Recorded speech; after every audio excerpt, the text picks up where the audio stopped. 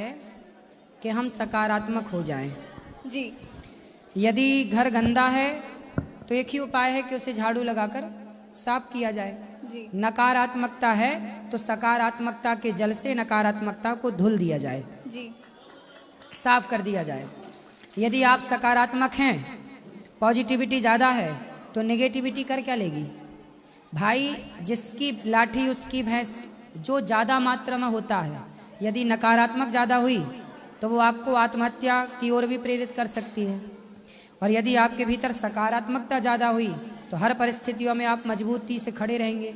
इसलिए भगवान राम के जीवन में उनकी माँ ने वनवास भेज दिया, लेकिन उस वनवास जाने पर भी राम जी 14 साल कैसे रहे होंगे, लेकिन अपने धर्म पर वो टिके रहे। इतनी नकारात्मकता के बाद भी राम सकारात्मक रहे। राम की पत्नी को चुरा लिया रावण ने, राम रो रहे हैं।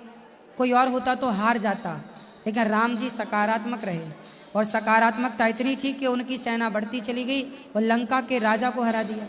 ये है सकारात्मकता की शक्ति। पॉजिटिविटी में बहुत ताकत है। जी। अगला सवाल गुरुजी, क्या आज के युवाओं में भक्ति की भावना बढ़ रही है? हाँ, आज का युवा भक्ति की ओर बढ़ता चला जा रहा है। बात सही है। तो ये कैसे बदलाव हुआ? अगर आप... सत्संग से। आजकल लोग कथा सुनने लग गए हैं, और यूट्यूब का ज़माना है, सोशल मीडिया का ज़माना है। अच्छी बातें भी समाज में चलने लग गई हैं, तो लोग धर्म से जुड़ने लग गए हैं। जो नहीं जानते थे वो जानने लग गए अपने धर्म के बारे में कि भाई हमारा धर्म कितना महान है। अभी तक लोग सिकंदर को महान कहते थे, जब कथाओं से पता चला कि नहीं, हमारे ऋषि मुनि बड़े महान थे। अभी तक लोगों को यही पता था कि राइट ब्रदर्स ने विमान बनाया।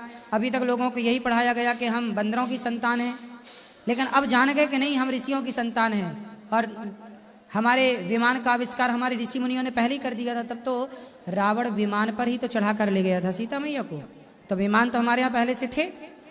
तो हमारी इस वैज्ञानिक परंपरा को भी जो शास्त्रोक्त है उसे युवा समझ रहे हैं, और अब बदलाव हो रहा है। जैसा आपने सोशल मीडिया की बात की, तो सोशल मीडिया के इस युग में क्या आध्यात्मिकता बढ़ रही है? हाँ, सोशल मीडिया का जो सदुपयोग कर रहे हैं, वो दिन भर कथा सुन रहे हैं, अच्छी बातें सुन रहे हैं, तो उनके भीतर जैसा आप सुनते हैं ना, वैसा आप होते हैं। अच्छा ये बताओ, आपके आसपास छोटे बच्चे हैं? जी। छोटे बच्चों को क्या हमने हिंदी सिखाई?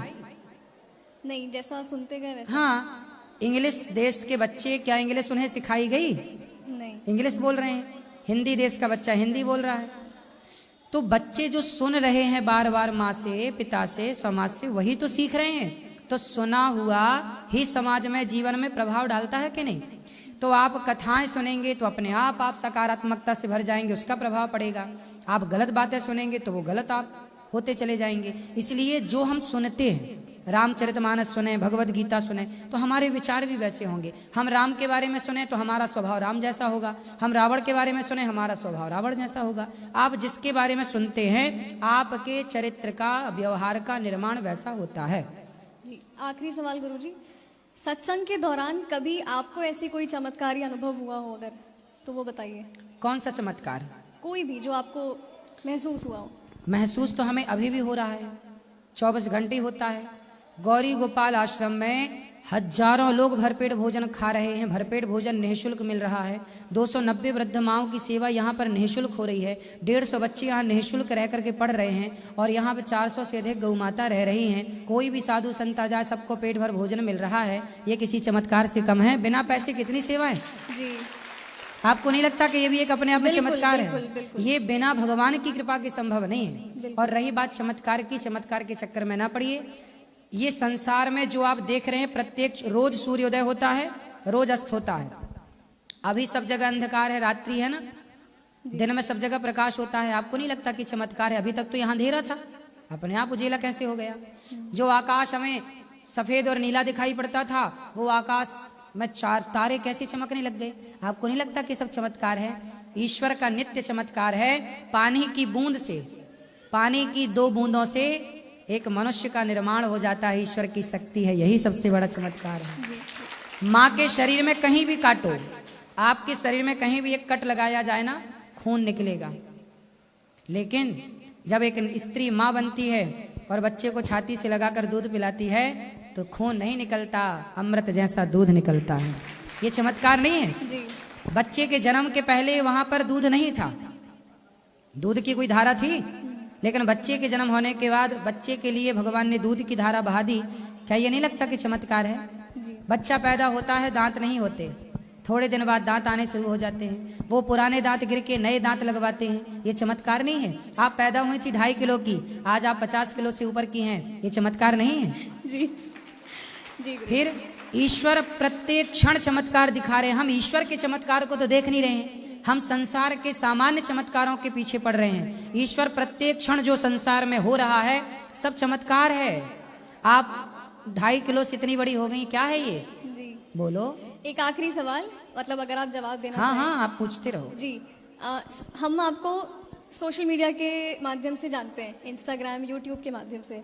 आपको क्या खुशी होती है कि आपकी वजह से, जैसे भी आपकी वीडियोस की वजह से लोग इतना हंसते हैं, तो क्या आपको उसमें खुशी मिलती है? बिल्कुल, हमारी वजह से कोई हंसने लग जाए, इससे बड़ा पुण्य क्या है? रोते को हंसाना ही तो सबसे बड़ा पुण्य है।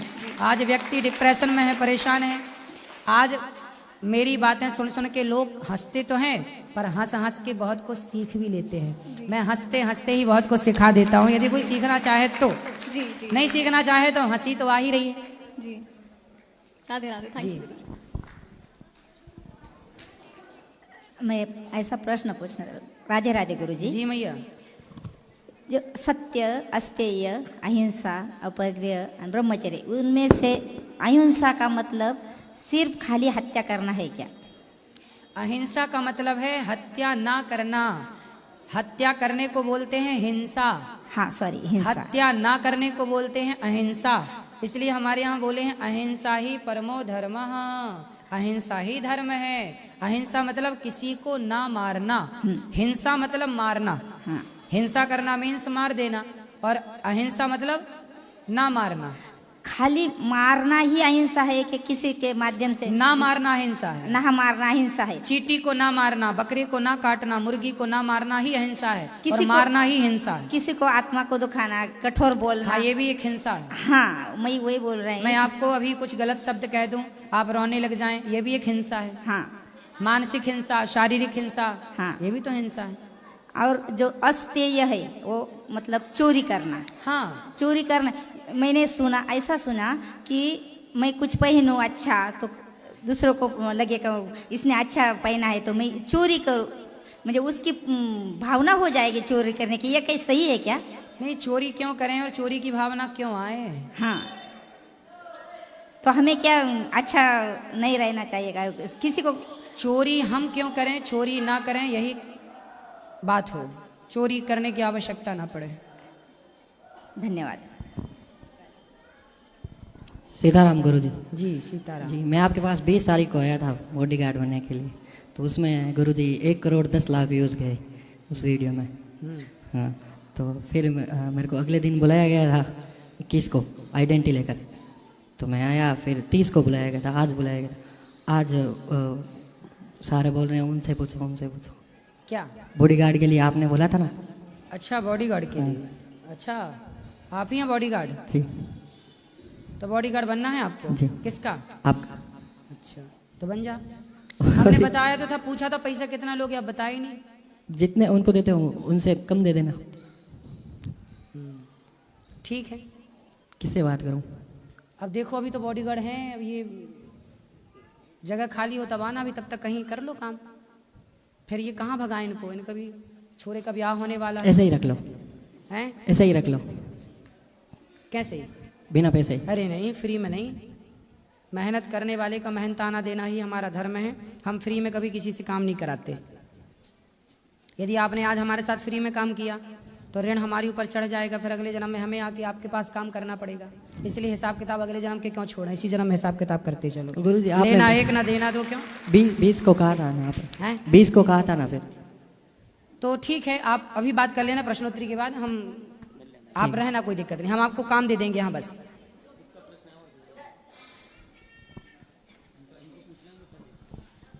राधे राधे गुरुजी। जी, आपके जी। चरणों में मेरा कोटि कोटि प्रणाम। जी। और मेरा सपना था कि गौरी गोपाल में आके आपकी कथा सुनने का मौका भी मिला और झूमने का मौका भी मिला। एक मैसेज है सर जी की आप भेज दीजिए मेरे पत्नी को कि जो फिजूल खर्चा करती है वो खर्चा ना करे। पत्नी क्यों? कहाँ है? पत्नी साथ में नहीं आई अभी, दोबारा मैं आऊंगा सर जी तो उनको साथ में लेके आऊंगा। तो फिजूल खर्चा करती है? Yes sir. तो कहाँ ज्यादा खर्चा जाता है? वो खर्चा मतलब जहाँ नहीं करना है, जो चीज घर में होती है वो बार बार 2 बार 3 बार वही वही चीजें लाती है। क्या ले आती है? जैसे जैसे मतलब कोई भी घर की चीज हो जैसा तो, और मैं जो पैसा जो जमा करता हूँ वो ऐसा ही खर्चा कर देती है। वो मतलब वो कठिन समय में हमें दूसरे से मांगना पड़ता है। तो आप ले आना, समझाएंगे। चलेंगे, एक आप मैसेज भेज दीजिए उनको कि फिजूल खर्चा ना करें। बिल्कुल, आपकी पत्नी को मैसेज है कि फिजूल खर्चा बिल्कुल ना करें। क्या नाम है आपकी पत्नी का? उषा। उषा। हाँ, मेरा नाम दिलीप कोड़ी और मैं महाराष्ट्र से बिलोंग करता हूँ गुरुजी। उषा जी, फिजूल खर्चा ना करें, पति के पैसे को बचाएं, है ना? यस ठीक है, जी गुरुजी। ले आना, हम धन्यवाद। समझाएंगे। धन्यवाद गुरुजी, थैंक खुश यू। रहिए, खुश रहिए। और किसका प्रश्न है?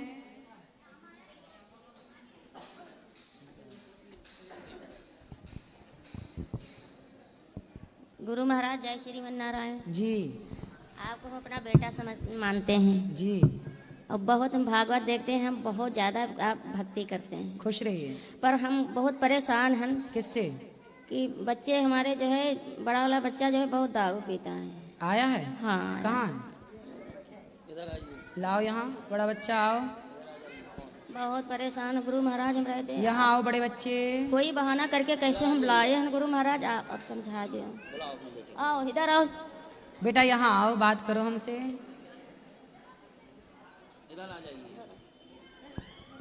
क्या नाम है आपका? हमारा नाम है चंद्रमोहन। कौन मोहन? चंद्रमोहन। चंद्र मोहन जी। करम चंद्र तुम ही हो? जी।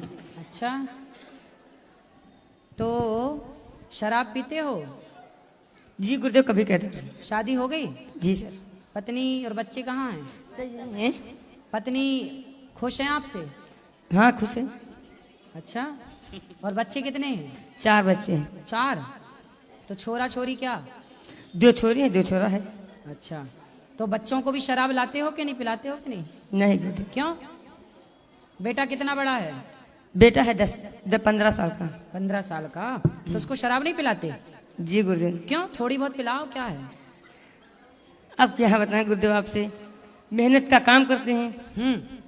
मेहनत का काम करते हैं, सुबह जाते हैं 4 बजे काम करने। ठीक है। मंडी को। ठीक है। हम लखनऊ से हैं। ठीक है। ठीक है। हाँ। गुरुदेव तो मैं आलू बोझा उठाओ, हर चीज करो, तो सुबह से जाना गुरुदेव 4 बजे से जाना सुबह, और रात्रि दोपहर के 12-1 बजे आना। ठीक है। तो इतना हम थक जाते हैं गुरुजी जी कि हम आपसे बता नहीं सकते। नहीं, थक जाते हो, बात तो सही है। तो थक जाओ तो घर आके सो जाओ चुपचाप। गुरुदेव सो तो जाएं। तो शराब पी लेने से थकावट उतर जाती है क्या? अब गुरुदेव आपसे क्या छुपाना। तो कल को बच्चे थकेंगे तो वो भी पिए शराब। आपकी पत्नी थक जाए, बर्तन धुलती, काम करती, वो भी पीने लगे शराब। वो तुम तो ही बस मैं- थकते हो, हम भी तो थकते हैं काम करके, हम तो नहीं पीते शराब। गुरुजी वो तो बात हम मानते हैं आपकी, मतलब हम बहुत थक जाते हैं। आपसे ज्यादा हम थक जाते हैं, हम तो नहीं पीते। वो तो हम मानते हैं आपको नहीं पीते हैं, मतलब अब छोड़ देंगे दारू। कितने की पीते हो रोज? कितने की? सुबह शाम पी लेते हैं बस। कितने रुपए की? बस 100 रुपये की। 100 रुपए की? जी। 50 की सवेरे, 50 की शाम को? जी। पौवा पीते हो? जी। अच्छा, तो शराब 100 की कितना कमाते हो रोज का? गुरुजी जब जाते हैं तो कभी 500 मिल जाता है, कभी हजारों भी मिल जाते हैं, कभी 900 मिल जाते हैं, इसी तरह से। तो 100 रुपए रोज का पी लेते हो बेटा। 100 रुपए रोज के हिसाब से 3000 रुपए महीना हुआ। वो 3000 रुपए महीना में आपके बच्चे अच्छे स्कूल में पढ़ पाएंगे। आप अपने लिए पैसा बचा के अपने घर बनाओ, अपने लिए पैसा जोड़ो भविष्य के लिए। कल को जरूरत पड़ गई आपकी बेटी के ब्याह में, पैसा नहीं लगेगा? लगेगा गुरुजी। तो फिर 3000 रुपए महीना भी जोड़ोगे तो कुछ तो हेल्प हो जाएगी ना। अब छोड़ने की कोशिश करेंगे गुरुजी, हम छोड़ देंगे दारू। कब छोड़ोगे? अब गुरुजी जब हम काम ही पे नहीं जाएंगे तो दारू पे ऑटोमेटिक छूट नहीं, जाएगी। काम क्यों नहीं करोगे? अब जब गुरुजी जाएंगे नहीं तो ऑटोमेटिक छूट जाएगी। नहीं, काम तो करना पड़ेगा, पैसे तो कमाना तो पड़ेगा। वो गुरुजी हम काम नहीं करेंगे जो हम मेहनत का करें। फिर क्या करोगे? फिर अपना कोई नौकरी चाकरी क्या सोचेंगे इस करने के लिए। अच्छा, नहीं, काम तो जो करते हो वो भी अच्छा है, बस शराब ही क्यों पीना है उस काम को करने के बाद? गुरुजी हम आपसे बता नहीं सकते, हम अरे बहुत बता परेशान दो। हो जाते हैं, बताओ बताओ बताओ। बहुत परेशान हो जाते हैं गुरुजी। हम जो ना पिए, आपसे झूठ क्यों बोले? हाँ, हाँ, बताओ। गुरुजी हम ना पिए तो हमारे नींद नहीं आती, मेन दिक्कत जी। ऐसी अनेक अनेक अनेक अनेक टेंशन बाजी। कितने साल से पी रहे हो? गुरुजी हम बहुत दिन से पी रहे हैं, कितना वर्ष?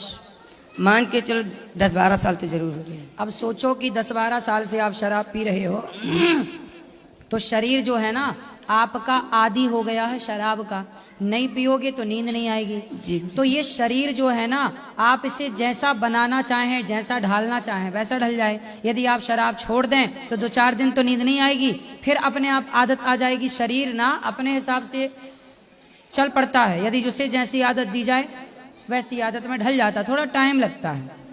अब गुरुजी छोड़ देंगे हम, पक्का वादा? पक्का वादा। छोड़ देना जी। खाओ, माँ कसम के छोड़ दोगे? अब अति जल्दी तो गुरुजी हम नहीं कर सकते हैं। बोला हम जब यहाँ से जाएंगे तो 10-15 दिन के बाद हम दारू छोड़ देंगे। मतलब 10-15 दिन खूब दबा के पियोगे? नहीं नहीं पियेंगे नहीं, दबा के नहीं गुरुजी पियेंगे, दबा के नहीं पियेंगे। बोला जब हम वो धीरे धीरे हम कोशिश करेंगे छोड़ने की। क्या करोगे? कोशिश कर देंगे, धीरे धीरे छूट जाएगी हमारी। छूट जाएगी? जी गुरुजी। तारीख लिख लें 15 दिन बाद, मतलब 15 फरवरी तक। नहीं 15 फरवरी तक हम 3-4 दिन बाद सोचते हैं छूट जाए हमारी दारू। 4 दिन बाद छोड़ दोगे? जी। मतलब 5 फरवरी तक छोड़ दोगे? जी जी हाँ। अब आप ये बात वादे के खिलाफ नहीं कह सकते हैं कि मतलब हम छोड़ी नहीं तो वो नहीं हो सकती, मैं छोड़ देंगे गुरुजी। चलो छोड़ देना जी। खुश रहो, अच्छे हो, अब छोड़ देना। गुरु महाराज हमको तो बिल्कुल इतना जलते हैं देख के, इतना हम सामने नहीं जाते हैं। क्यों? हम माँ है ना, इसलिए हम बहुत बड़ी दुश्मन है इनकी। अरे बुलाओ, फिर से आओ यहाँ। लड़की शादी योग्य है, जवान है, लड़का शादी योग्य जवान है, ये बीबी झाड़ू पोछा कर। क्यों माँ की सेवा नहीं करते? गुरुजी करते हैं। तो माँ दुखी है आपकी? बेटा माँ है, भगवान की तरह होती है, थोड़ा माँ का ख्याल रखा करो ना। गुरुजी हम नहीं रखते तो इनका ख्याल रखता कौन है? हम नहीं रखते नहीं तो रखता कौन है क्यों इनका भैया, ख्याल? कौन रखता है? ये तो कह रहे हैं रखता हूँ ख्याल। ये रखती है, ये कौन है? लड़का है कौन सा? बीच वाला। इस तरह फिर बात कराओ। ए तुम ही बात करो छोरा, तुम बात करो, पहले तुमसे पूरी बात सुनो। जी गुरुजी। ये तुम भी इनके बेटा और ये भी इनका तुम्हारा भाई है ये? जी। तो देखो भाई सेवा करता है तो माँ को अच्छे से रखा करो। माँ है, तुम भी तो बाप हो बच्चों के, तुम्हारे बेटा तुमको अपमानित करें, तुम्हें गालियां दे, तुम्हें अच्छा लगेगा? नहीं गुरुजी। फिर इसलिए माँ है बेटा, तुम्हारी बचपन में तुम्हारी मालिश करी, तुम्हारा मलमूत्र धोया, उस माँ को दुख ना दो बेटा, बड़ा पाप लगता है माँ को सताने से। हम सब लोग गुरुजी बहुत समझाते हैं, बहुत। अब ना पीना, इससे आपका ही नुकसान है। शराब पियोगे, कल को कुछ हो जाए आपको तो कौन जिम्मेदार होगा? फिर इसलिए बेटा आपकी भलाई के लिए सब बोल रहे हैं, ये आपके दुश्मन नहीं है। जी गुरुजी। ठीक है, अब छोड़ देना है और माँ को सॉरी कहो कि माँ अपनी दिल दुखाएंगे। बोलो सॉरी माँ जी। पाँव पढ़ लो माँ के, बोले अब दिल नहीं दुखाएंगे, है ना? हाँ, अब नहीं दुखाना माँ का दिल। गुरुजी आपको बहुत मानती हैं हमारी मम्मी। अच्छा, आपको बेटा समझती हैं अपना, खुश बहुत रहिए, मानती खुश हैं। रहिए। चलो और किसका सवाल? राधे राधे गुरुजी। जी। गुरुजी मेरा सवाल कुछ इस तरह से है कि अब जैसे कोई पाप करता है तो भगवान उसको सजा देते हैं, मतलब डायरेक्ट सजा देने नहीं आते, किसी के माध्यम के थ्रू सजा देते हैं, मतलब किसी को माध्यम बनाते हैं उसको सजा देने के लिए, चाहे उसके पूर्व जन्म का कर्म हो या उसने बुरे कर्म अभी इस जन्म में किए हों, और उसको माध्यम जो बनाते हैं जिसको, ठीक है, तो उसकी बुद्धि इस तरह से हर लेते हैं कि उसको अगर गलत काम नहीं करना है, जैसे उसको अगर परेशान नहीं भी करना है तो उसकी बुद्धि इस तरह से हर लेंगे कि उसको परेशान करना पड़ेगा, क्योंकि भगवान चाहते हैं। जैसे रामायण में भी केकई और मंदोदरी जो केकई थी तो उनकी बुद्धि हर ली थी।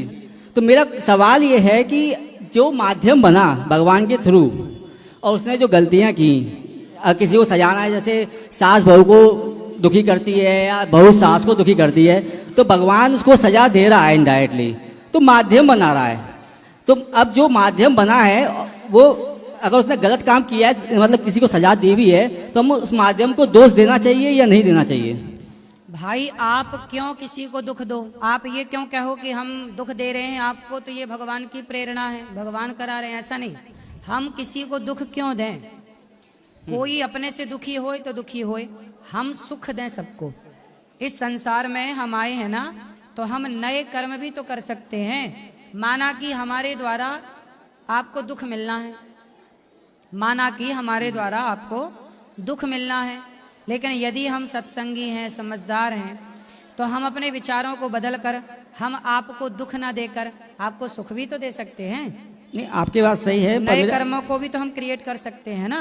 नहीं, मेरा सवाल जो था वो इस तरह से है कि भगवान को तो सामने वाले को कहीं ना कहीं दंड देना है, पर वो डायरेक्ट दंड देने नहीं आएंगे, किसी के माध्यम के थ्रू करवाएंगे। ठीक है। तो वो माध्यम, मतलब समझो कि वो माध्यम एक सही बंदा है, लेकिन उसकी बुद्धि भगवान ने इस तरह की कर दी है कि भाई तेरे को दंड देना ही है किसी, क्योंकि मेरे थ्रू करवा रहे हैं, मतलब उसको क्योंकि पापों की सजा देनी है तो माध्यम के थ्रू दिलवा रहे हैं। तो मेरा क्वेश्चन ये है कि माध्यम ने खुद नहीं कर रहा है, भगवान जी ने बुद्धि इस तरह ही करी और माध्यम से करवाया, तो माध्यम इसमें गलत है या सही है? मतलब उसने गलत काम किया या सही काम किया, कैसे डिसाइड करेंगे ये आप डिसाइड नहीं कर सकते ना कि भगवान हमसे किसी का। अब देखो, गौरी गोपाल आश्रम में वृद्ध माताएं रहती हैं। दुर्योधन ने द्रौपदी की साड़ी उतारी, तो क्या भगवान चाहते थे कि द्रौपदी की साड़ी उतारी जाए? वहां नहीं चाहते थे, लेकिन रामायण में तो जैसे 14 वर्ष का वनवास हुआ तो वहां पे वो चाहते थे, इसलिए केकई की बुद्धि हर ली। वहां चाहते थे, सब जगह चाहें ये तो आवश्यक नहीं है। नहीं तो आप जिसका दिल दुखा रहे हैं तो भगवान ही चाह रहे हो कि उसका दिल दुखे, ये आवश्यक तो नहीं है। भगवान तो नहीं चाहते थे कि द्रौपदी के कपड़े उतारे जाएं, पर दुर्योधन ने दुशासन से कपड़े उतरवाया। इसमें भगवान का रोल तो केवल इतना था कि वो बचाने आए। आप ये नहीं कह सकते ना कि द्रौपदी के कपड़े उतरने ही थे तो दुशासन ने उतारा। नहीं, दुशासन ने उतारा तो उसे दंड मिला, दुर्योधन ने उतरवाया उसे दंड मिला। इसलिए भगवान की लीला है कि वो वनवास जाएं तो कैकई माँ से वो बुलवाकर मंथरा की बुद्धि घुमाकर वो वनवास चले गए। वो बात भगवान के लिए लागू है। हम आपके गाल में एक थप्पड़ क्यों मारें? अब ये मार के कहें कि नहीं ये तो भगवान मरवा रहे हैं। अब कोई आपको थप्पड़ मारे और कह दे नहीं जी तो भगवान मरवा रहे हैं, नहीं, हमें कोई अधिकार नहीं है आपका दिल दुखाने का। हमें किसने अधिकार दे दिया कि हम चींटी को मारें, हम कुत्ते को मारें, हम किसी जीव की हत्या करें, हम आपका दिल दुखाएं? भगवान ने हमें अक्ल दी है ना, हमें पता है ना कि दिल दुखाने से व्यक्ति दुखी होता। हम क्यों दुखाएं? हम आपको खुशियां दें ना। वृद्ध माताएं आती हैं, हम पांव दबाकर उनको खुशियां देते हैं। अब हम ये थोड़ी कहते हैं कि भाई तुम्हारे बेटे ने घर से निकाल दिया है, कोई पाप होगा, हम क्यों तुम्हारे सेवा करें? नहीं, बेटे ने घर से निकाला, वो बेटे का हिसाब किताब है। तुम्हें कष्ट मिला, वो तुम्हारा हिसाब किताब है। पर तुम हमारे द्वार पर आई हो तो सेवा करके तुम्हें खुशियां देना ये हमारा धर्म है। तुम्हारा बैकग्राउंड क्या था हमें नहीं मतलब, हमारे पास आई हो, हम तुम्हें दुख नहीं देंगे, हम खुशियां देंगे, बस।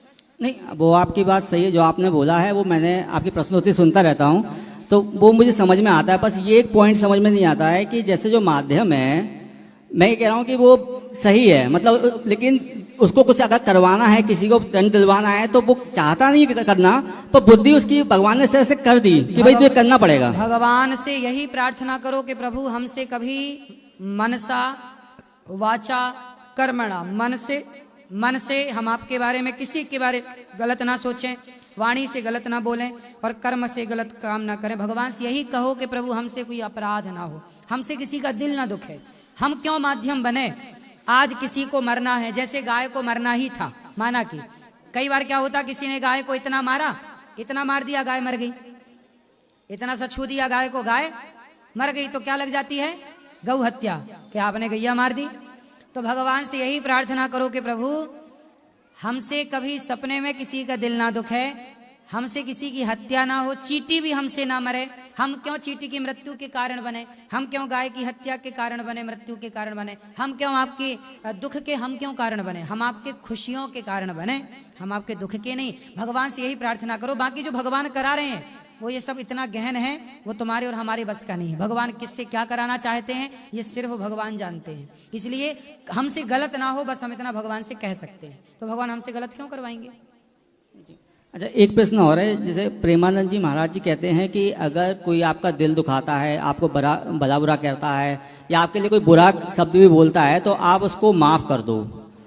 तो वो माफ़, जैसे आप जिसने आपका बुरा किया है आप उसके साथ बुरा नहीं करना चाहते लेकिन माफ़ भी नहीं करना चाहते, क्योंकि भाई ठीक है वो दिमाग में बैठा हुआ है, आप माफ़ नहीं कर सकते, तो वो गलत है या सही है? देखो, माफ। अच्छा ये बताओ, हम लोग गलती करते हैं कि नहीं? आप गलती करते हो कि नहीं? कितनी गलती की होगी आज तक आपने? मतलब छोटी छोटी तो बहुत सारी गलती की होंगी। हम लोगों ने करोड़ों गलतियां की हैं और हमारी करोड़ों गलतियां भगवान ने माफ की हैं। करोड़ों जन्मों की गलतियां माफ की हैं। तब वृंदावन में तब तो आपको भगवान ने मनुष्य बनाया, मनुष्य बना के वृंदावन भेजा, भगवान की अपनी भक्ति दी उन्होंने। तो आपको माफ ना किया होता तो आप कुत्ता बिल्ली बने ना घूम रहे होते। माफ कर दिया भगवान ने आपके कर्मों को, इसलिए भगवान ने मनुष्य का शरीर दे दिया है। जब भगवान ने हमारे करोड़ों अपराध माफ कर दिए तो हम किसी की एक छोटी सी गलती माफ नहीं कर सकते।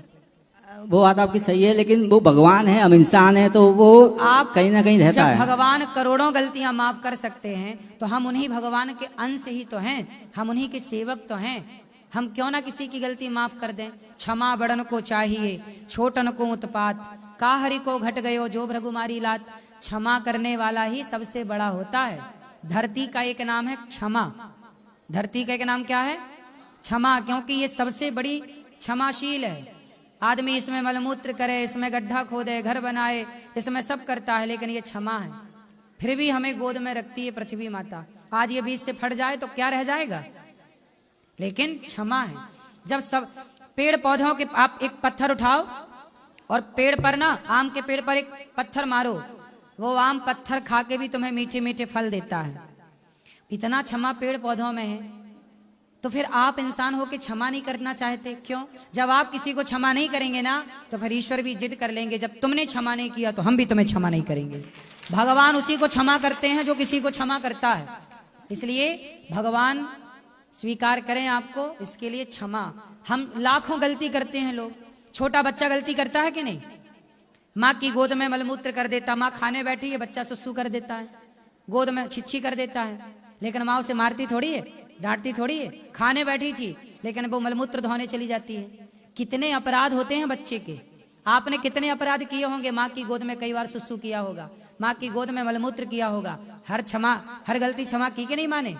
तुम जब पड़े बिस्तर पे सोते हो ना तो माँ की तरफ लातें कर लेते हो और माँ के मुंह पे लात मारते हो। जब तुम्हारी मालिश करती है ना माँ, तो पाँव अपना पसार के तुम्हें पाँव पे लेटाती है और तुम्हारे पाँव पकड़ के अपनी छाती से लगाती है, फिर मालिश करती है।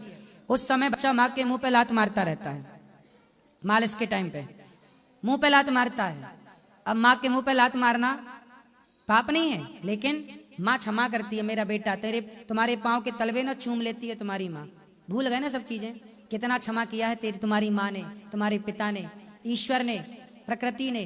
तुम एक क्षमा करना नहीं चाहते? नहीं गुरु जी, आपकी बात सही है, लेकिन जो जमाना है आज का, आप एक बार क्षमा करो, फिर वो कुछ ना कुछ आपके साथ बुरा करेगा, फिर क्षमा करो फिर बुरा करेगा। तो आप ना क्षमा करके भूल जाओ, इग्नोर कर दो दोबारा के लिए। ना मिलो ना जुलो, ना काहू से दोस्ती ना काहू से बैर, ना दोस्ती ना दुश्मनी, न्यूट्रल रहो। राधे राधे गुरु जी। मेरा नाम तन्मय है और मैं अलवर डिस्ट्रिक्ट से आया हूँ। मेरा एक क्वेश्चन है कि क्या इस दुनिया में सब कुछ पहले से फिक्स है? और पहले से फिक्स है तो हम अच्छे कर्म और बुरे कर्म हमारी मर्जी से कर रहे हैं, भगवान करा रहे हैं हमसे? भगवान तो कुछ भी नहीं करा रहे हैं और भगवान सब कुछ करा रहे हैं। दोनों ही बातें हैं। इन दोनों बातों को इतने जल्दी आप समझ नहीं पाएंगे, लंबा सत्संग करेंगे तब आप समझ पाएंगे। पर अभी इतना समझ लो कि फिक्स कुछ भी नहीं होता। आपको भगवान ने, देखो आपके घर में बिजली है जी, अब बिजली का पॉइंट तो है, अब उसमें हीटर चलाना है कि एसी चलाना है ये आप डिसाइड करेंगे, बिजली डिसाइड नहीं करेगी। जी जी, है ना? एसी चलाओगे तो कमरा ठंडा हो जाएगा, हीटर चलाओगे तो कमरा गर्म हो जाएगा। उसी तरह भगवान ने आंखें दे दी, आंखों में देखने की पावर दे दी, कानों में सुनने की पावर दे दी, पाँव पे चलने की पावर दे दी, हाथ में काम करने की पावर दे दी, वाणी पे बोलने की पावर दे दी। ईश्वर ने आपको पावर दिया है, शक्ति दी है। अब उस शक्ति को अब इन हाथों से या किसी माँ के बूढ़े के पांव दबा दो या किसी की गर्दन दबा दो जी। आपके हाथ से दोनों चीजें दबाई जा सकती हैं, पांव भी दबाए जा सकते हैं और गला भी दबाया जा सकता है। ईश्वर ने पावर दिया है, इन हाथों में ताकत है। अब इस ताकत का यूज कहाँ करना है? गला दबाने में कि पांव दबाने में, ये आपको अपनी बुद्धि से डिसाइड करना पड़ता है। ईश्वर ने सबको अक्ल दे रखी है, क्या सही है क्या गलत है। आपको पता है ना कि शराब पीना गलत है जी। आपको पता है ना मांस खाना गलत है जी। फिर क्यों खाते हो? खाते हो तो पाप के भागीदार आप हो। आपको पता है ना किसी का दिल दुखाना गलत है, क्यों दिल दुखाते हो? दुखाते हो तो पाप के भागीदार आप हो। ईश्वर सब देख रहा है। राम झरोखा बैठ के सबका मुजरा लें, जाकी जैसी चाकरी ताको तैसो दे। जब बच्चा स्कूल में एग्जाम देने जाता है ना तो वो लिखता है, जी। वहां पर टीचर घूमते हैं, टीचर देखते हैं कि ये सही लिख रहा है कि गलत, लेकिन टीचर वहां टोकते नहीं है कि ये सही है या गलत है, वो परिणाम बाद में आएगा। उसी तरह आपके कर्मों को ईश्वर देख रहे हैं, वो कर्मों के अनुसार ही आपने बुरा किया तो बुरा अलग, भला किया भला अलग, परिणाम बाद में आएगा, उसी का फिर कर्म दंड भोगना पड़ता है। तो किस्मत और भाग्य क्या है जो बोलते हैं कि जो तुम्हारी किस्मत में वही मिलेगा? क्या किस्मत- कर्म से और भक्ति से भाग्य और किस्मत को बदला जा सकता है? सुनो, कर्म 3 प्रकार के होते हैं। क्रियमाण, बोलो क्रियमाण, क्रियमाण, संचित और प्रारब्ध। प्रारब्ध मीन्स भाग्य। जी। कर्म करने से भाग्य बनता है, भाग्य जैसा कुछ नहीं है जी। कर्म ही। आज हम कर्म करेंगे जी। तो हमें 500 रुपए मिलेगा मजदूरी। जी। 500 रुपए हमने जो कमाया, वो जो क्रिया की वो क्रियमाण कर्म था जी। कि किया मेहनत, तो 500 हमने तिजोरी में रख दिया, वो हो गया संचित। जी। जो आपने कमाया अच्छा या बुरा वो क्या हो गया? स्टोर, जी। संचित हो गया। फिर आपने वही 500 लिया और बच्चों के लिए मिठाई खरीदी, कपड़े खरीदे, तो जी। बच्चों के भाग्य में मिठाई कैसे आई? आपने कर्म करके पैसे कमाए, उसी पैसे से मिठाई आ गई। तो जो आप कर्म करते हो वो कर्म इकट्ठे होते रहते हैं, अच्छे या बुरे। जी। गाली दे रहे हो या सेवा कर रहे हो, सब इकट्ठा हुआ। फिर जो इकट्ठा हो गया है वही जब आपको मिलना स्टार्ट होता है, अच्छे का अच्छा और बुरे का बुरा, उसी को कहते हैं भाग्य। अरे मेरे भाग्य में तो ये है, मैंने अच्छा किया होगा तो मेरे भाग्य में सब अच्छा है, मैंने बुरा किया होगा मेरे भाग्य में बुरा है। दशरथ जी तड़प रहे हैं, राम मत जाओ वनवास, राम मैं मर जाऊंगा। राम के भाग्य में दुख था, क्यों था? क्योंकि दशरथ जी ने एक श्रवण कुमार को बाण मारा, उनके पिता तड़प तड़प कर मरे। तो जब आपने किसी को तड़पाया तो आपको तड़पना पड़ेगा। तो दशरथ जी ने तड़पाया श्रवण के माँ बाप को, उन्हें भी तड़पना पड़ा। तो वही भाग्य था, दशरथ जी के भाग्य में दुख था। क्यों था? क्योंकि उनके भाग्य का दुख आया कहाँ से? उनके कर्म से। कर्म ना किया होता, श्रवण कुमार को बाण ना मारा होता, तो क्या दशरथ जी के भाग्य में दुख आता? इसलिए तो कहते हैं कोहू ना काहू को सुख दुख कर दाता, निज कृत कर्म भोग सब भ्राता। आप जो अच्छे कर्म करते हो ना बेटा, वही कर्म आज का कल आपको भाग्य बन के मिलता है। पर कभी कभी लाइफ में अनएक्सपेक्टेड चीज़ें हो जाती हैं, हमने सोचा भी नहीं है कि ऐसा हो जाएगा, और हमारी भावनाएं भी ठीक हैं, चीज़ें भी ठीक हैं। सपोज कि हम किसी चीज़ की प्रिपरेशन कर रहे हैं और उसमें असफल हो जाए, हमने अपना 100% दिया उस चीज़ में, लेकिन हमने तो पूरी तरह से किया, लेकिन या फिर हम मान के चलो मैं वृंदावन आया हूँ, घूम रहा हूँ, मैंने सोचा नहीं कि मेरे साथ कुछ भी हो जाएगा, और कुछ भी हो भी जाता है, जो मैं तो अपनी अच्छी भावना से आया हूँ, तो वो क्या है? हमारे कर्म ना सदा हमारे पीछे पीछे चलते हैं। जी। हमारे कर्म कहाँ चलते हैं? हमारे पीछे पीछे, बिल्कुल साथ। जी। जहां मौका मिला जी वहां वो कर्म चढ़ाई कर देते हैं। जी। भीष्म पितामह ने कई जन्मों पहले एक सांप को कांटों के ढेर में फेंका था। जी। सांप, स्नेक उठाया सांप, और बबूल के कांटे थे ढेर सारे, कांटों में फेंक दिया। जी। कांटे, सांप की चमड़ी त्वचा बिल्कुल सॉफ्ट होती है, कांटे चुभ गए सांप को, सांप तड़प तड़प के मर गया। कब? पितामह भीष्म। ये पितामह भीष्म के कई मतलब 20 जन्म से अधिक पुरानी घटना है, 20 जन्म पहले। जी। अब वो सांप के कष्ट दिया ना, जी। तो कर्म, वो कर्म अब इनके संग संग चलता है, चलता। कहीं मौका नहीं मिला। जी। सांप को कांटे पर फेंकने के बाद पितामह भीष्म के कई जन्म हुए, पर पितामह को दुख नहीं मिला। लेकिन इस बार जी कर्म जब संग संग थे ऊपर ऊपर, इस बार इन्होंने द्रौपदी के चीर हरण को होता हुआ देख लिया। जी। तो कर्मों को मौका मिला। अच्छा, अभी तक तो तुम ठीक ठीक चल रहे थे, पर यहाँ तुम फिसल गए, किसी नारी का अपमान तुमने देखा और रोका नहीं, तो वो कर्मों को मौका मिल गया और वो कर्मों ने चढ़ाई कर दी। जी। तो हमारा कर्म हमारा दुश्मन भी है और हमारा दोस्त भी है। अच्छा कर्म दोस्त, बुरा कर्म दुश्मन। तो हमारा दुश्मन हमारे संग 24 घंटे रहता है, मौका मिला के चढ़ाई कर देता है। तो कई बार अचानक आपके साथ घटनाएं घट जाती हैं, कुछ भी हो जाता है, वो अकस्मात आपके कर्मों ने अटैक किया, वो किसी जन्म का था, वो आपको मिलना स्टार्ट हो गया, जी। वो कर्म दंड है। तो आज से पहले जो भी अच्छे या बुरे कर्म किसी से भी जाने अनजाने में हुए हों तो हम क्या हम उनको चेंज कर सकते हैं भक्ति से, भाव से या नाम जप से, जो भी है? हाँ, एक उपाय है, गीता में लिखा अवश्यमेव भोक्तव्यम, आपके कर्म का फल तो भोगना ही पड़ेगा जी। लेकिन आप भगवान की शरण में जाओगे, जी। भगवान के समर्पण कर लोगे, तो तुम्हारे जो करोड़ों जन्मों के बड़े बड़े कर्म दंड हैं वो तुम्हें थोड़ा सा कांटा चुभ जाएगा। जी, जी। तो कांटा चुभते ही वो सारे हिसाब किताब पूरे हो जाएंगे। भगवान की शरण में जाने से भगवान सारे पाप, भगवान गीता में यही तो कहते हैं, सर्वधर्मान परित्यज्य माम एकम शरणम ब्रज अहम त्वा सर्व पापेभ्यो मोक्षयिष्यामि मा शुचा। हे अर्जुन, अब तू मेरी शरण में आ। जो मेरी शरण में आ जाता है वो कितना भी बड़ा पापी हो, कोटि जन्म कोटि विप्र बदला गए जाऊ, आए शरण तजिए नहीं ताहू, करोड़ों जन्मों का पापी हो, मेरी शरण में आ जाए, मैं तुरंत उसे निर्मल कर देता हूँ, पुण्यात्मा बना देता हूँ। शरणागत हो जाओ, भगवान के आश्रित हो जाओ। धन्यवाद गुरु जी, राधे राधे। खुश रहिए। गुरु भगवान के चरणों में दास का कोटि कोटि प्रणाम। जी जी। गुरु जी, मेरा ये प्रश्न है कि मन बड़ा ही विचित्र है, भोगों वासनाओं के पीछे हर समय भटकता है, इससे बाहर निकलने का रास्ता दिखाएं। देखो, मन का स्वभाव है, करोड़ों जन्मों से हमारा मन भोग विलास में ही लगा रहा, तो हमारे मन को अभ्यास हो गया है विषय वासना में रहने का। आज आप मन उठा के भगवान के चरणों में लगा रहे हैं तो मन थोड़ा परेशान तो करेगा, लेकिन भगवान के नाम का सहारा लीजिए। जहाँ भगवान राम का नाम है, जहाँ राम तहाँ काम नहीं, जहाँ राम है वहाँ काम नहीं होता, अर्थात वहाँ पे बुराइयां नहीं होती।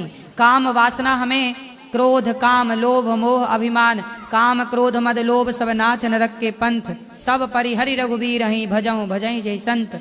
जो भगवान की शरण में चला जाता है, जो भगवान के नाम का आश्रय ले लेता है, जैसे पानी बरसता है तो हम पानी को तो रोक नहीं सकते बरसते हुए पानी को, पर छाता लगा के अपना बचाव कर सकते हैं। उसी तरह हम काम क्रोध लोभ मोह को समाप्त तो नहीं कर सकते, पर भगवान की छत्र छाया में जाकर अपना बचाव कर सकते हैं। जो भगवान की छत्र छाया में चला गया, जो नाम जप करता है, श्रीमन्नारायण श्रीमन्नारायण श्री सीताराम सीताराम, जो नाम जपेगा उसे ना काम ना क्रोध ना लोभ ना मोह कोई विषय परेशान नहीं कर सकता। इसलिए नाम। गुरुदेव भगवान, हम हनुमान जी की मंदिर में सेवा करते हैं, प्रभु की प्रार्थना करते हैं, उनकी बड़ी कृपा है मुझ पर गुरुदेव भगवान ये मन जो है ना बार बार उस चीजों में प्रेरित करता है, उससे मैं बच जाऊं तो? आप बच जाओगे, नाम की छत्र छाया में रहो, खूब नाम जप करो, बैठो और बस श्रीमन्नारायण श्रीमन्नारायण श्रीमन्नारायण श्रीमन्नारायण श्रीमन नाम जपो। नाम जपते जपते जपते जपते जपते अपने आप आपका मन शुद्ध होने लग जाएगा। यदि कपड़ा गंदा है तो क्या करेंगे, उसे धुलेंगे, साफ करेंगे। मन गंदा है तो साफ कैसे करेंगे? ये नाम का जो अमृत है, नाम का जो जप है, वही अजामिल जैसे पापी को एक नाम ने पवित्र कर दिया। तो आप नाम जपो तो सही, शक्तियां दिख जाएंगी आपको। बस श्रीमन्नारायण श्रीमन्नारायण श्रीमन्नारायण सीताराम सीता, अहरनिश कोई भी कुछ भी हो पर नाम ना छूटे। मैं सोते जागते जहां टाइम मिले बस सीताराम सीताराम श्रीमन्नारायण श्रीमन्नारायण, नाम ही सहारा है। केवल कलयुग केवल नाम आधारा, नाम। ठीक है गुरुदेव। गुरु जी राधे राधे जी। गुरु जी, मैं आज हम 3 भाई बहन हैं, 2 भाई 1 बहन, ठाकुर जी की करुणा से और राधा रानी की करुणा से हम तीनों भाई बहन आज आए हुए हैं यहाँ पर। आपको कोटि कोटि हम प्रणाम करते हैं। मैं गुरु जी आपसे 3 सवाल पूछना चाहता हूँ। पहला मेरा सवाल ये है कि हमारे घर पे जब हम सुबह उठते हैं तो सुबह सुबह सबसे पहले काली मिर्च, हल्दी, लौंग, ये काफी चीजें ऐसी मिलती हैं, ऐसा क्यों? या किसी से कुछ आपके द्वार पर जी कौन रख के जाता है? नहीं पता। एक कैमरा लगा दो, पता चल जाएगा कौन रख के जाता है। अच्छा ठीक। दूसरा गुरुजी, हमारे छोटे भाई ने एक कार्य खोला है जो कि थोड़ा अजीब नाम से खोला है।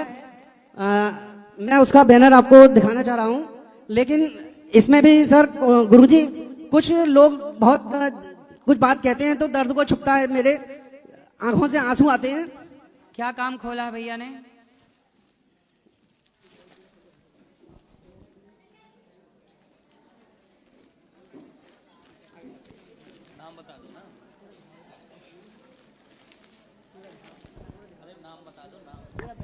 गरीब मौजे वाले के नाम से सर अलीगढ़ में हमने दुकान खोली है, जो कि फल लगाता है हमारा छोटा भाई। सही है।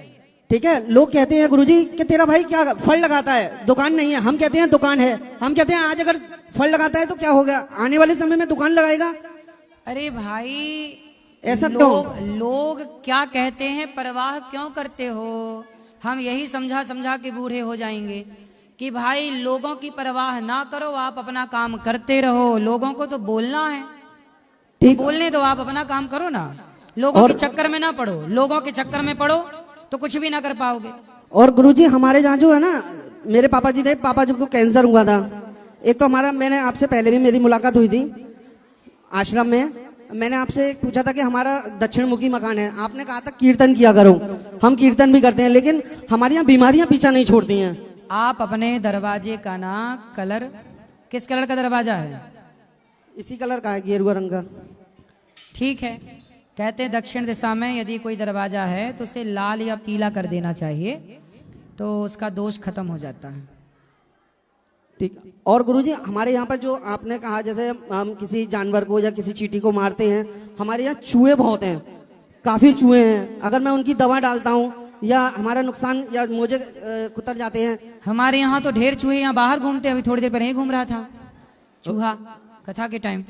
एक मैं ये पूछना चाहता था कि उनके लिए दवा डालना उचित है या नहीं? अरे काहे दवा डालो, बिल्ली पाल लो ना। चूहे के लिए बिल्ली, बिल्ली के लिए दूध, लेकिन हमारे यहाँ दूध ये के लिए गाय। कि बिल्ली पालते क्या हैं। ईश्वर ने व्यवस्था बनाई है। चूहे के लिए क्या रखोगे घर में, बिल्ली ले आओ, मौसी आओ, आ जाएगी, और बस घूमते रहने दो उसको। दूध पिला दिया करो बिल्ली को, और दूध के लिए गैया रख लो एक ठो, मस्त चूहे से निजात मिल जाएगी। सर घर हमारा अभी इतना बड़ा नहीं है, मात्र 24 गज का मकान है अरे तो हमारा। बिल्ली रखने के लिए कितना बड़ा घर चाहिए। हाँ, बिल्ली पूरे घर में थोड़ी रह लेगी। लेकिन गुरुजी कहते हैं कि गाय होनी चाहिए घर में। घर में होनी चाहिए, जब हो जाए सामर्थ्य तब रखने, पर बिल्ली तो रख लो, चूहे से निजात मिल जाएगी, सारे चूहे खा जाएगी। राधे राधे गुरुजी। राधे राधे। राधे राधे प्रभु जी। हाँ जी, मैं महाराष्ट्र से, थोड़ा जोर बोलो, जोर से। हाँ, मैं महाराष्ट्र से आया हूँ, पहली बार आपसे। जी। ए भाई माइक, माइक वाले भाई। मैं महाराष्ट्र से आया हूँ आपसे मिलने। हाँ, तो मेरा एक प्रश्न था आपसे कि जैसे मैं अभी कृष्ण भक्ति में पहली बार लगा हूँ, मतलब अभी अभी स्टार्ट किया है करना, तो महाराज जी मैं जब माला जप करता हूँ ना, तो मेरा मन इधर उधर भटकता है, मतलब ऐसा शुरू है ना बेटा, concentration नहीं हो रहा है। भटकने दो, खूब सारा उसे और भटकने दो, पर आप नाम जप करते रहो। हाँ। कितने दिन भटकेगा, एक ना एक दिन वो आपके कंट्रोल में आएगा। मतलब विचार आते जो हमारा पास में जो हुआ है ना, तो मतलब खाया जाता है कि यार मैंने क्यों किया, मतलब मेरे साथ बहुत गलत हुआ है। तो मतलब जब माला जप करता हूँ तभी आते, तो मतलब दिन में क्यों नहीं आते, जब मैं वर्किंग टाइम में रहता हूँ तब ऐसा क्यों होता उस समय आपका मन बिजी है। अब धीरे धीरे कथा सुनो, धीरे धीरे नाम जप करो, तब मन लगेगा। ऐसे नहीं लगता मन ना बेटा। हाँ। मन को थोड़ा टाइम दो, मन भटक गए तो भटकने दो, पर आप जप करो और कथाएं सुनो, धीरे धीरे कंट्रोल होगा। राधे राधे। राधे राधे बुआ जी। मैं संगम नदी से नहा कर आ रहा हूँ। संगम नदी? जी बुआ नदी है हाँ, प्रयागराज वो नदी है। संगम से मैं नहा के आ रहा हूँ बुआ। तो संगम नदी है। गंगा कौन है? हाँ वहीं गंगा नदी। अरे गंगा नदी नहीं है, गंगा मैया। गंगा मैया, गंगा माँ है। वहाँ जो हादसा हुआ बुआ, मैं वहाँ देखा आंखों से, और मैं राधे राधे का नाम जप करता हूँ। वहीं जब घर से निकला था तो मैं आपसे मिलने के लिए आया जी। और मैं जस्ट आया और आपसे मेरा दर्शन हो गया बुआ। मेरा आशीर्वाद दीजिए। मैं आपका 1 साल से कथा सुन रहा हूँ बुआ। मैं बहुत लोगों का समझाने का कोशिश कर रहा हूँ, बट कुछ लोग ऐसे हैं जो समझ नहीं पाते हैं। समझाओ सबको, बहुत कोशिश करता हूँ बुआ समझाने के लिए। मेरा आशीर्वाद आपके साथ बना रहे बुआ, आशीर्वाद दीजिए खुश बुआ। रहिए, खुश रहिए। जय श्रीमन नारायण। जय श्रीमन नारायण। बाबा जी। हाँ जी। आपका चरणों में कोटि कोटि प्रणाम बाबा जी। खुश रहिए। मैं उड़ीसा से आया हूँ। मेरा एक प्रश्न यही है, मेरे को हरदम दुखाता है। मेरा जो मैं जान रहा हूँ मैं पाप कर रहा हूँ। जैसे कि मेरा व्यवसाय मच्छी का है, मच्छी का व्यवसाय, उसमें से मैं मेरा परिवार चलता है, मेरा कुटुंब चलता है, और मेरा सब घर बार उसी में चलता है। मैं चाह के भी छोड़ नहीं पा रहा हूँ, इसमें क्या करूँ? कितना कमा लेते हो? यही महीने को 20-25 हजार। कितनी मछली मर जाती हैं? जैसे कि हर हफ्ते में 3 बार बेचते हैं, तो उसी हिसाब से जितना भी 50 किलो 1 क्विंटल ऐसे भी हो सकता है। तो 20-25 हजार रुपए तो आप आलू और टमाटर का ठेला लगा के भी कमा सकते हो, नहीं कमा सकते? सब्जी का ठेला लगा के भी तो 20-25 हजार कमाए जा सकते हैं। 15 साल से यही कर रहे हैं, चाह के भी छोड़ नहीं रहे हैं, छोड़ पा रहे हैं। 15 साल में कितनी हजारों लाखों मछली मार दी होंगी आपने, और वो भी 20,000 रुपए के लिए। करोड़ 2 करोड़ मिल रहे होते तो सोच भी लेते, लेकिन करोड़ नहीं अरबों भी मिले तो किसी की जान क्यों लेना बेटा? जब आपके पास ऑप्शन है, आप कुछ भी और काम कर लो ना, सब्जी का ठेला लगाओ, सब्जी की दुकान लगाओ, कुछ भी कर लो। 20,000 रुपए 25,000 रुपए तो कुछ भी काम कर लोगे, कमा लोगे। और एक प्रश्न है, हत्या से बच जाओगे। मैं कोशिश करता हूँ कि मैं माला लूं, माला जप करूं, दिल एक बार कोशिश कर रहे हैं, फिर दूसरी बार सोच रहे हैं मेरे से कोई पाप ना हो जाए, मैं माला लेके ना माला लेके पाप नहीं होता, माला लेके बस नाम जप करो, यही पुण्य। मेरे से गलती से अगर झूठ निकल जाए तो कोई बात नहीं, धीरे धीरे करके सुधारो आदत, सच बोलने की कोशिश करो। चलो कोटि कोटि प्रणाम। खुश रहिए। राधे राधे गुरुजी। जी आपके चरणों में कोटि कोटि प्रणाम। खुश रहिए। मैंने देखा था कि क्वेश्चन आंसर के आपके वीडियोस देखती थी, तब सोचती थी मैं ऐसा कब जाऊं और मुझे आपसे आप कब दर्शन दोगे। मैं संगम गई थी नहाने, गंगा मैया नहाई, यमुना सरस्वती, बट वहां भी देखी कथा के पोस्टर की, शायद आपकी कथा में अटेंड करूं, आप मुझे दिख जाओगे, पर ये अवसर मुझे वृंदावन आके ही मिला। और आपके मुख से जो बोलते हैं ना आप कथा में, आप वृंदावन आओ, वो वर्ड इतना मुझे पसंद आता है, वो जो वृंदावन वर्ड जो है ना वो सुनने, और वो आपकी आरती मैं दिन में 10-15 बार तो मिनिमम आपकी आरती यूट्यूब पे लगा के सुनती ही सुनती, बाकी कुछ सुनूं ना सुनूं पर आरती जरूर सुनती हूँ। और मेरा सवाल ये है गुरुजी कि जैसे किसी का मन दुखाना तो नहीं चाहती, पर थोड़ा कंट्रोल तो छूट ही जाता है आखिर में, तो थोड़ा वो। तो किसका दिल दुखाती हैं आप? जैसे किसी का भी, ऐसा जरूरी नहीं पति हो बच्चे हो। तो पति का दिल दुखाती हैं आप? कोशिश तो नहीं रहती, पर ऊंच नीच तो हो ही जाती है ना, आखिर इंसान है, गलतियां तो इंसान से ही होती है ना। तो ऊंच होती है कि नीच? थोड़ा कभी आवाज चल जाता है, रेस हो जाते हैं, एग्रेशन आ तो जाता है। पति सुन लेते हैं कि वो भी सुना देते हैं? नहीं बेचारे सुन लेते, मेरे पति बहुत अच्छे। मैं तो उनकी अच्छाई का फायदा तो नहीं उठानी है? वो बोलते हैं कि तू ना मेरी अच्छे, मैं शांत रहता हूँ ना तो मेरी अच्छाई का फायदा तो नहीं उठाते।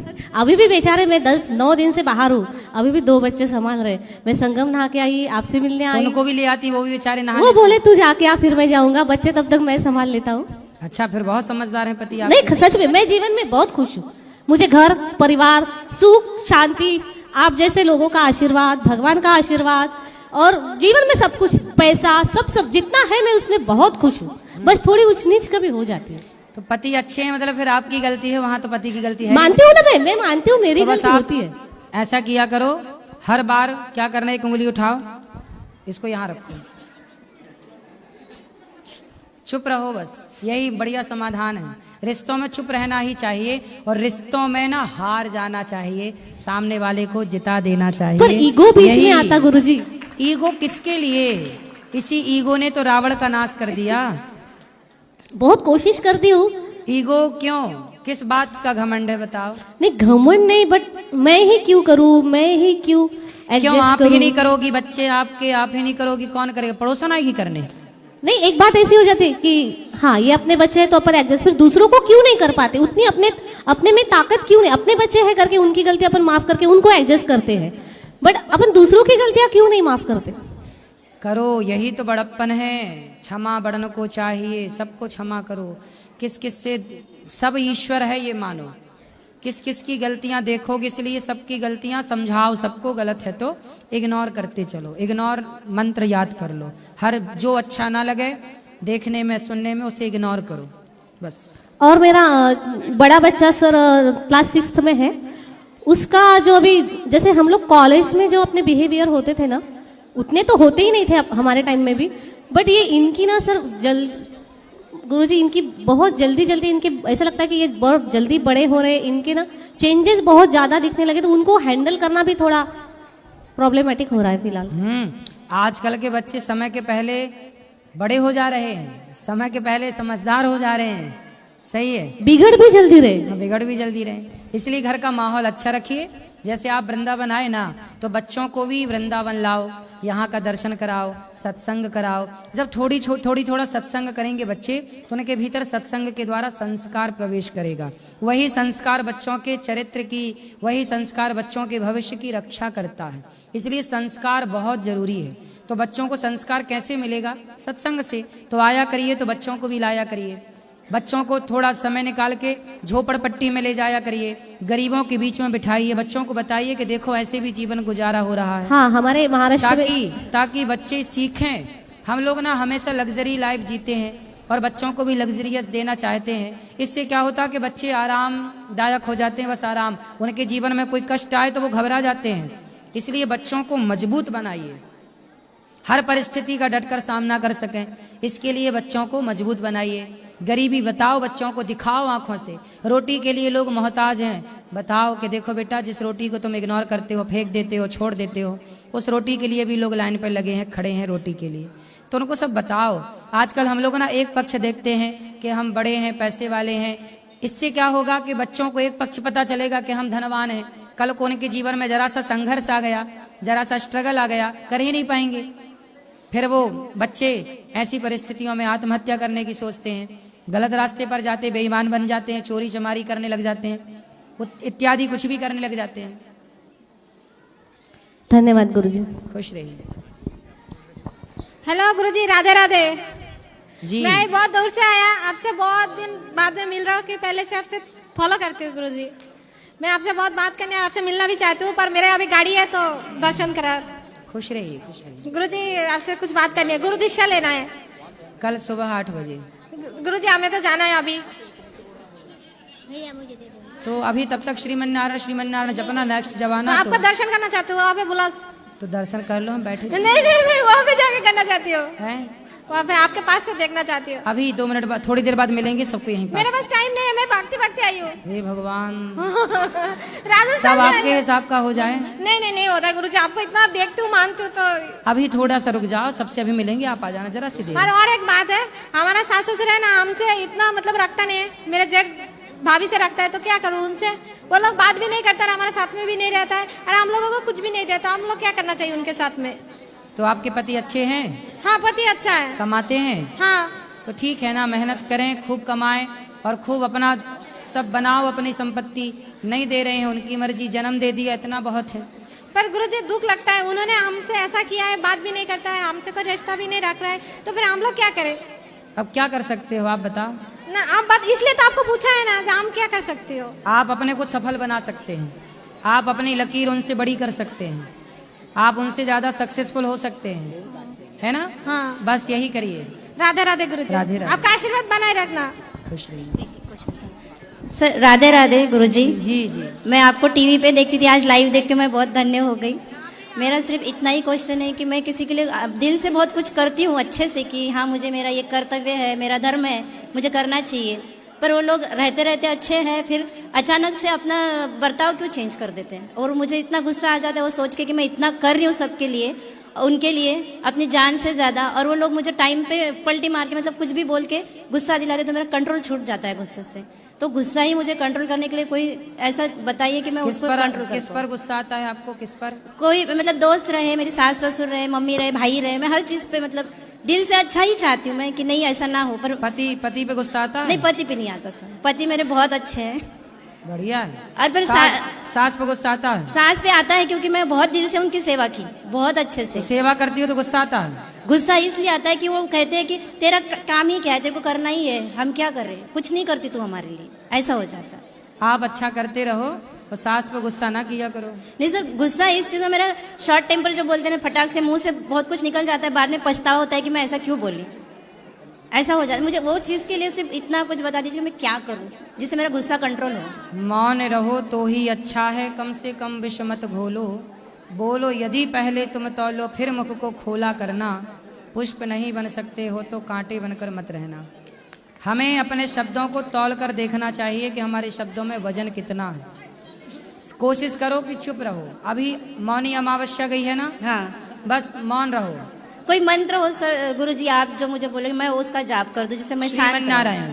श्रीमन्नारायण बोलो श्रीमन्नारायण। श्रीमन्नारायण। जब गुस्सा आए बस चलता रहे श्रीमन नारायण श्रीमन नारायण, इसके अतिरिक्त कुछ ना हो। श्रीमन नारायण। बहुत बहुत धन्यवाद गुरुजी। खुश रहिए। गुरुजी राधे राधे। जी गुरुजी मेरा आपसे 2-3 सवाल था, मतलब कोई पर्सनल टाइप का नहीं था, यहाँ पे आके बना है बस, जो आपके वचन सुने ना उससे बना है। तो मैंने सुना कि आपने बोला कि किसी का हत्या नहीं करना चाहिए, चाहे वो कोई भी जीव हो जंतु हो। तो यहाँ पे आपने एक वचन दिया एक आदमी को कि अगर आपके घर में कोई परेशान करी है, बिल्ली का जो आपने उदाहरण दिया था ना कि बिल्ली रख लो, तो गुरुजी वहाँ पे भी तो हत्या हो रहा है ना। तो बिल्ली का स्वभाव है, ईश्वर ने बिल्ली को बनाया ही इसलिए है। तो तुम क्यों मारो?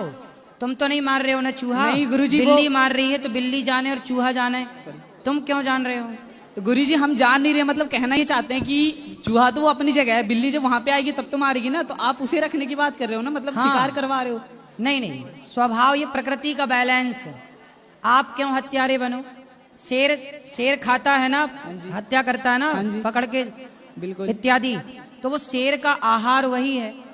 आप मारोगे हिरन को पाप लगेगा, लेकिन शेर मारे हिरन को तो शेर को कोई पाप नहीं है, क्योंकि शेर का काम ही वही है।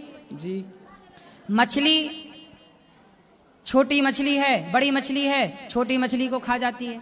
मछली मछली को खा जाए तो मछली खाए, तुम क्यों खाओ मछली को?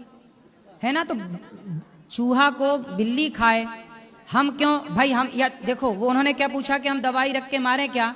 तो दवाई रख के आप चूहे को मारोगे तो पाप किससे लगेगा? हमें लगेगा, आपको लगेगा। लेकिन आप बिल्ली ले आओगे तो बिल्ली अपना वो साफ सफाई करती रहेगी, तो बिल्ली जाने और चूहा जाने। दवाई की जगह बिल्ली तो ले रहा है ना, तो उसकी जगह भी तो हम ही रख रहे हैं ना। ना ना ना, उसके दोषी आप नहीं है। वहां दवाई रखने में आपका दोष हो गया, लेकिन बिल्ली रखने में आपका दोष नहीं है।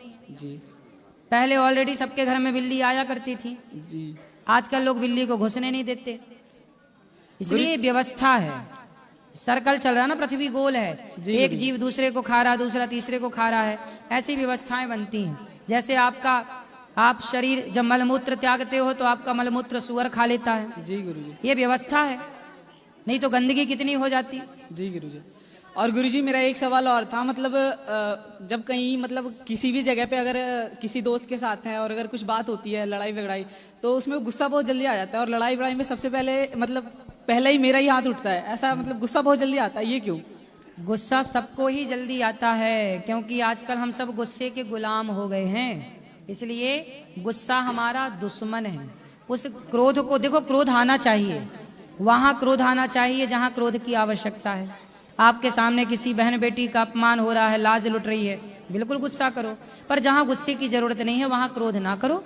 हर चीज ईश्वर ने बनाई है, काम क्रोध लोभ ये गलत नहीं है, लोग इनका उपयोग गलत करते हैं इसलिए परेशान होते हैं। ठीक है जी गुरुजी, मतलब और भी ये था कि मतलब गुस्सा को कंट्रोल करने के लिए होता है कि एक्सरसाइज वगैरह करो, सत्संग करो, कथाएं हाँ, रोज सुनो और ध्यान लगाओ, सवेरे भगवान का ध्यान लगाओ, मेडिटेशन वगैरह ये सब भी करता हूँ। लेकिन जो एक्सरसाइज वगैरह जो अलग करता हूँ ना, तो उसके लिए घर वाले बोलते हैं कि तू मतलब कुछ भी अगर जो बीमारी उसके मतलब जो बीमारी हो जाती है कुछ भी, तो घर वाले कहते हैं कि तेरा इसके कारण नहीं हो रहा है, तू इसे छोड़ दे, मतलब एक चीज के पीछे पड़ जाते हैं। तो ऐसा क्यों होता है? आप कथा सुना करो, ध्यान लगाया करो, काम करो, पैसे कमाओ, समाज की सेवा करो, बस क्या कौन बोल रहा छोड़ो। ठीक है जी, चलो जो YouTube पर जुड़ रहे हैं चैनल को सब्सक्राइब कर लेना, शेयर कर लेना। आज के लिए इतना ही, अब जो सवाल रह गए हैं कल फिर प्रश्नोत्तरी होगी तो पूछिएगा। सबको राधे राधे।